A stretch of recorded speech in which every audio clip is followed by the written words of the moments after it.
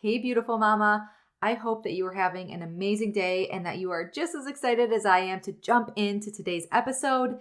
This is in the top 3 questions that I get asked. And also, when moms join our motherhood empowerment community, this is one of the top answers to that "what's your biggest struggle in motherhood right now?" question.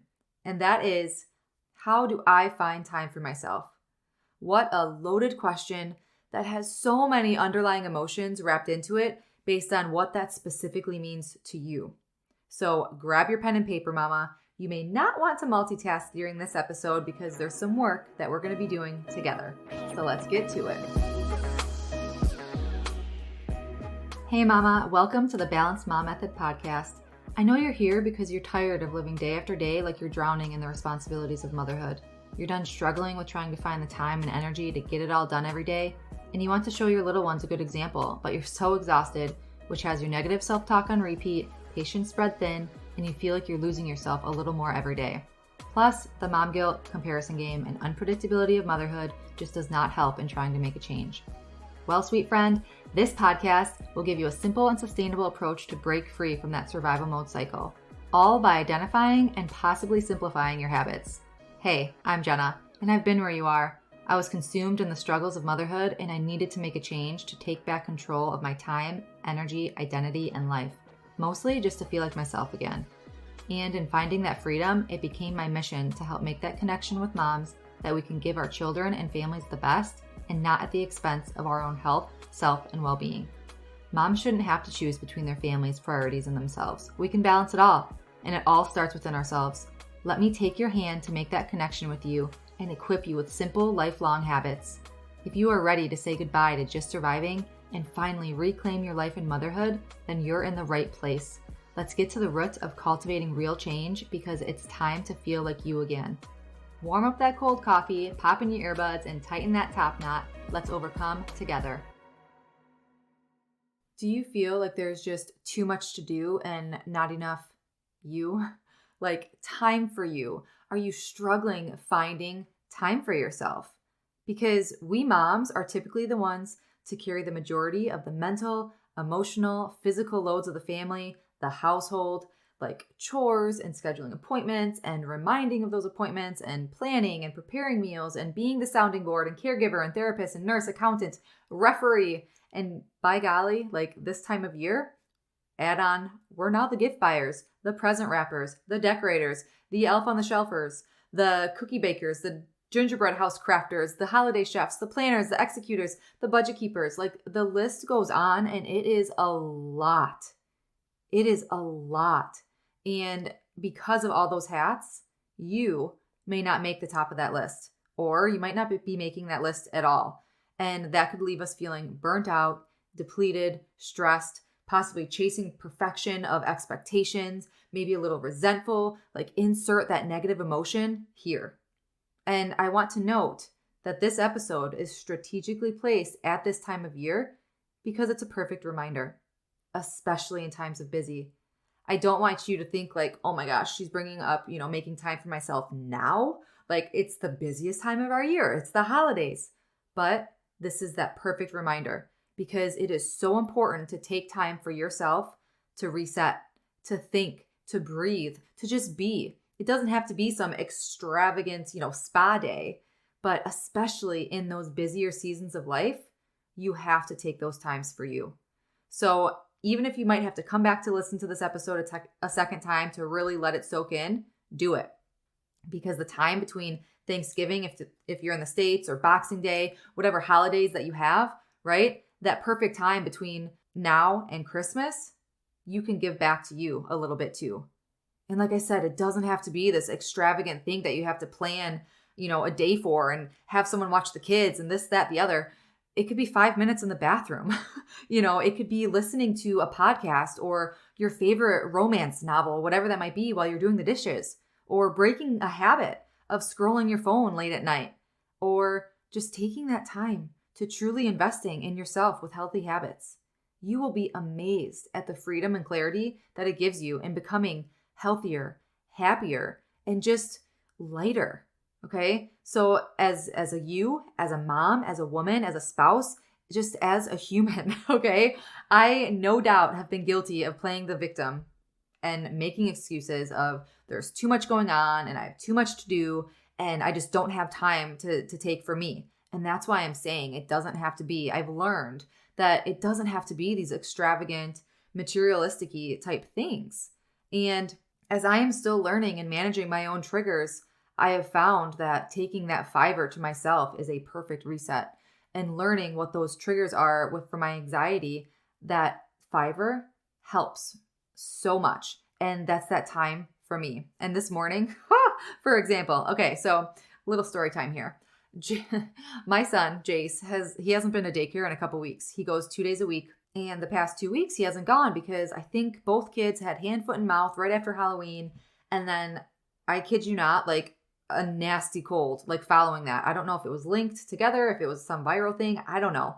But my husband was also out of town for a week during that. So our routines were just whack.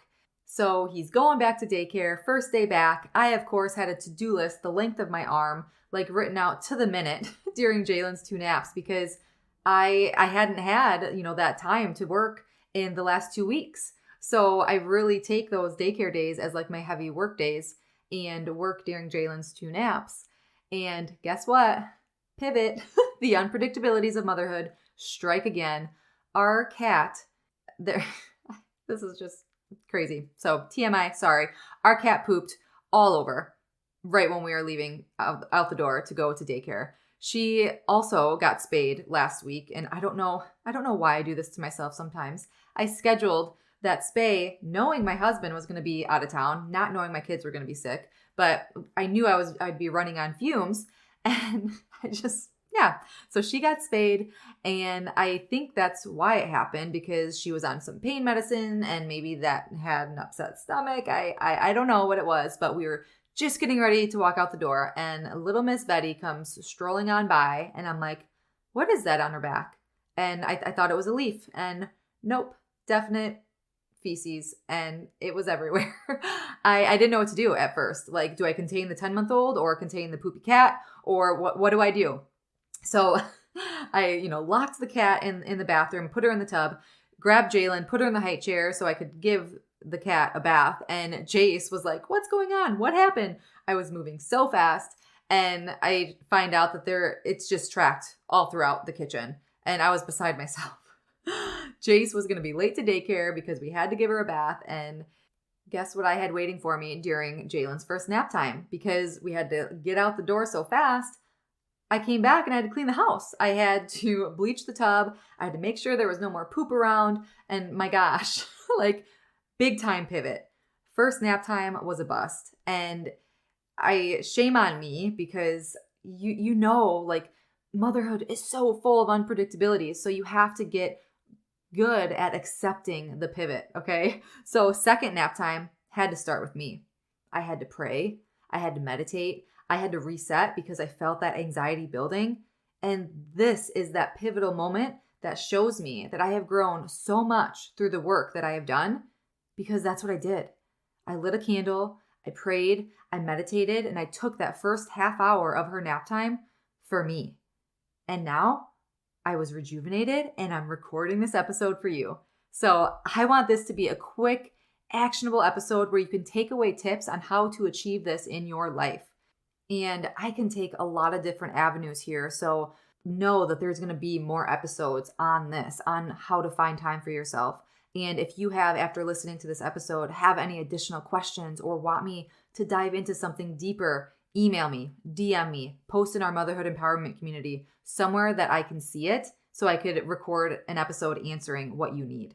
So let's dive in. If you're driving or doing the dishes or folding laundry or multitasking, come back to this episode when you could actually write things down, because if you are struggling with finding time for yourself, you are going to want to answer these questions I'm about to ask you, okay?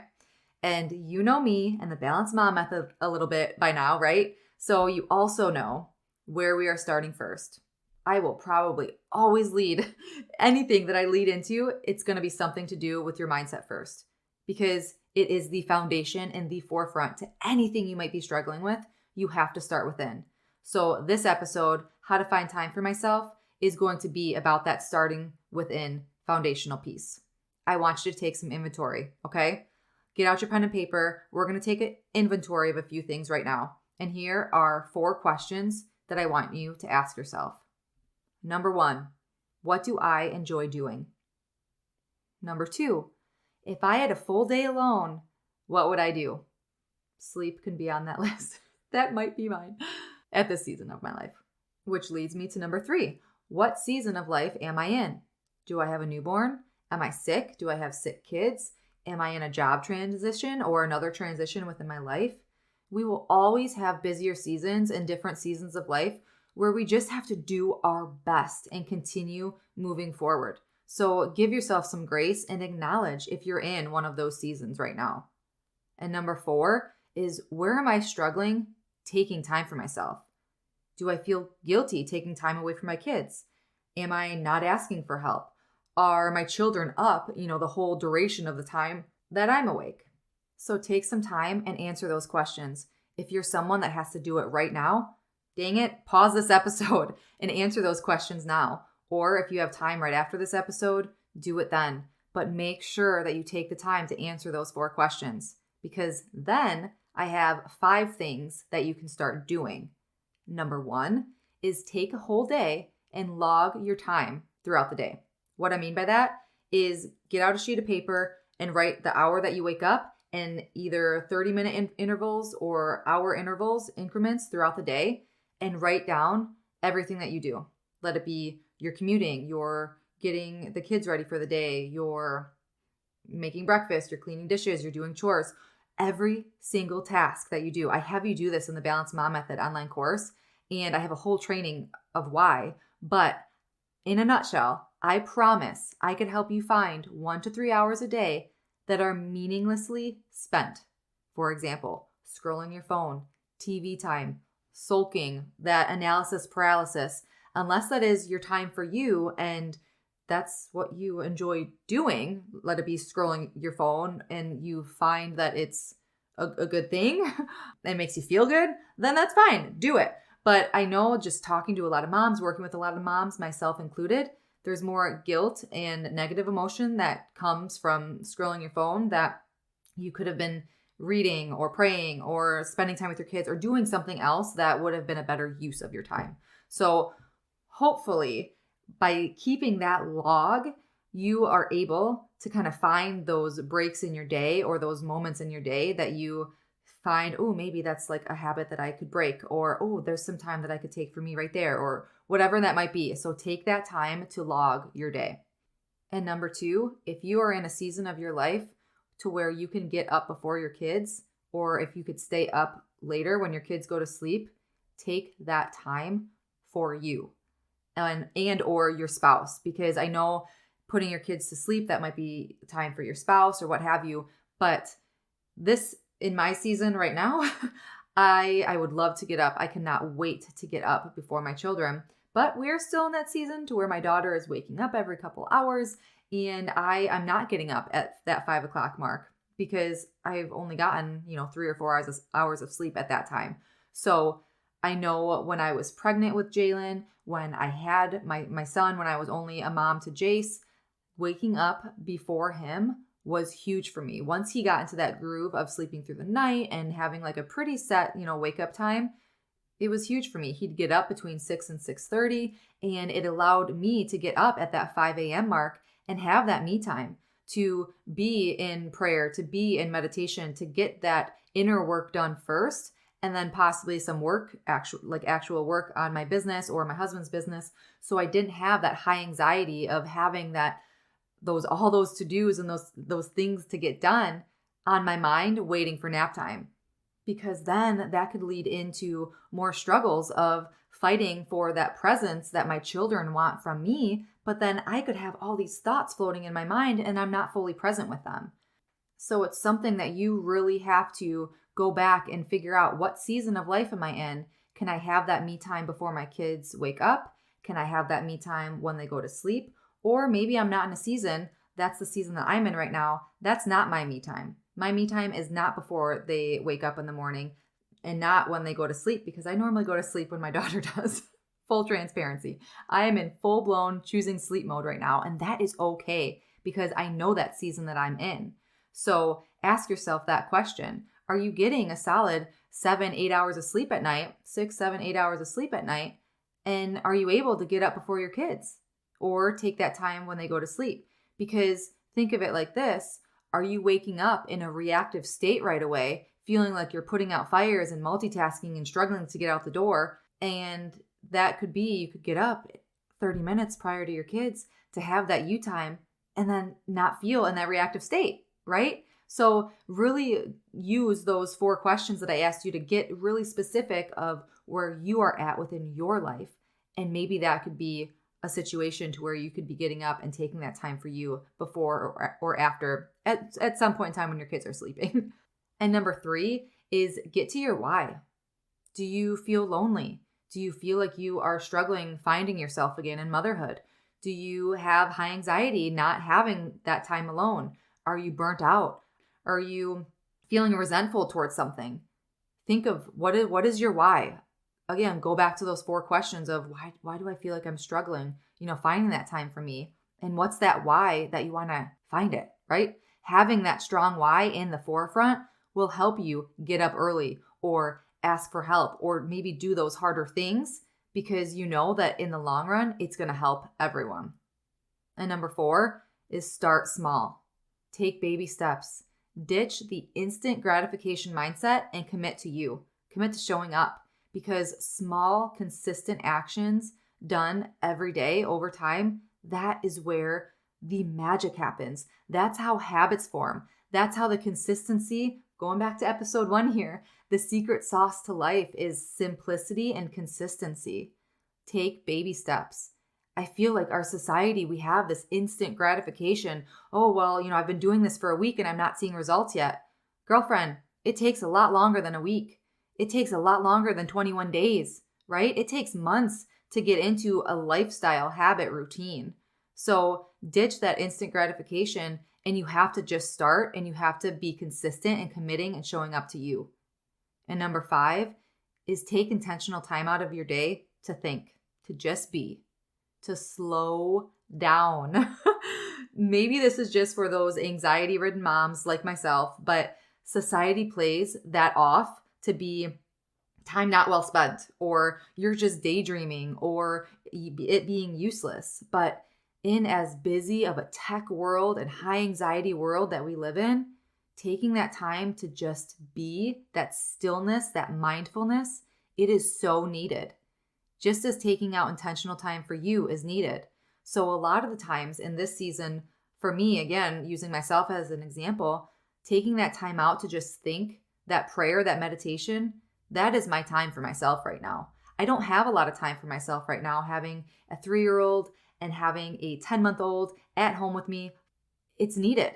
And it's something that I will always fight for, but it's okay to merge those things, right? You don't have to do all the things all the time. So my time that I find for myself now, every single day, is that time for me, that prayer, that meditation, to just be.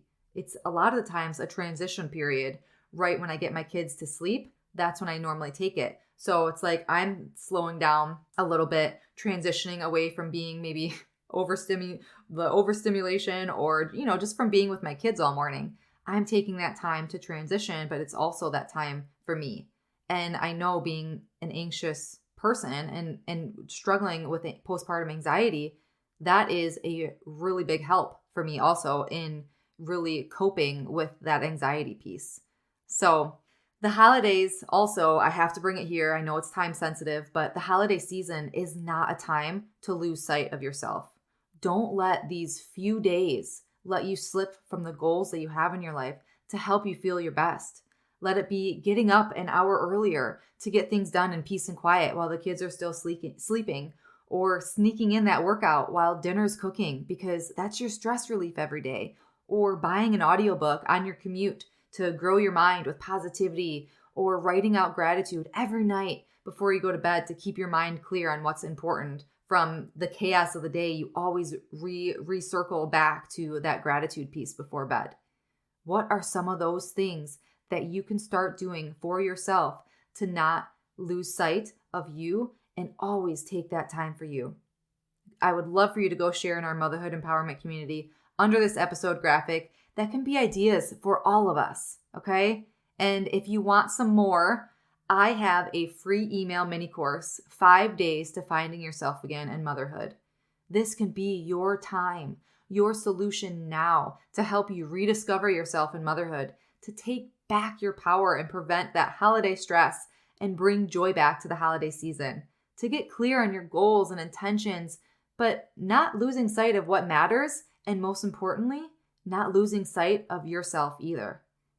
This is the perfect time from now and Christmas for you, okay? Before every episode that I record, I write down what is my episode mission, what is the goal here that I want to convey. And this one is to just be that reminder to not forget about yourself.